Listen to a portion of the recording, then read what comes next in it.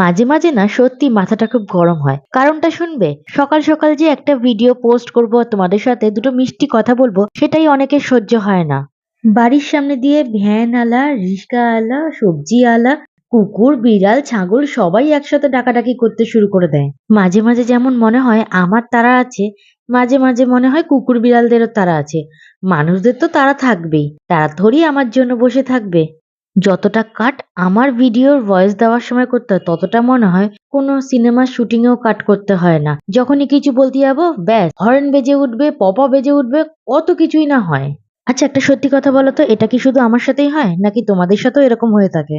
এই দেখেছো, কেকের ব্যাপারে কিছুই বলা হলো না।